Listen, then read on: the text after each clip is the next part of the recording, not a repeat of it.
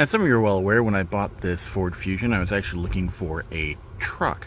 Couldn't find one, so I told myself I'd make do. Well, in service of that, I'm going to be making this car be able to haul the same amount as a truck, and I'm going to lift it. Right now, we're going to be installing a Curt trailer hitch, and we're going to see how I manage to screw that up. Looks like Curt gives you everything you need to get this thing installed, except for a ratchet set or a torque wrench, but besides that, you're good to rock and roll.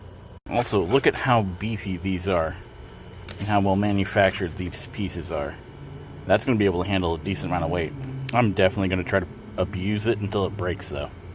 We got that little undershield off that was in our way, but I'm also kind of covered in a bunch of rocks and dust that got trapped under there. Probably should have taken this off just to clean that out to begin with. But also, I found something I think is going to be useful later.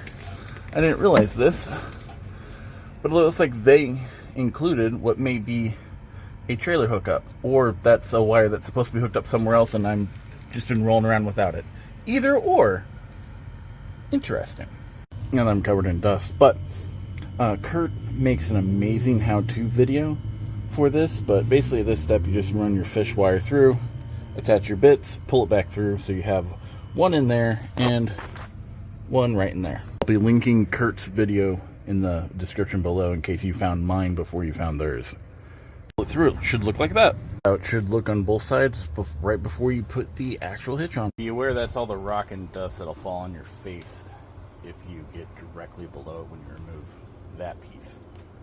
Pro tip, you can use this little bolt that's left over from the old piece to zero in whether or not you've got the whole thing lined up. If that's like almost right in dead center of the hole, you're pretty much good to go.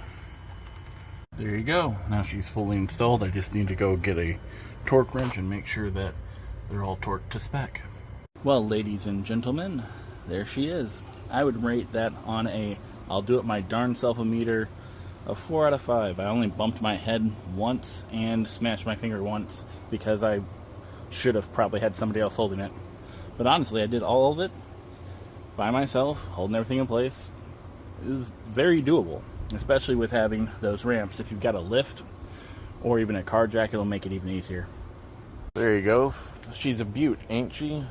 Fully attached, ready to go in under an hour, and ready for me to make lots of mistakes.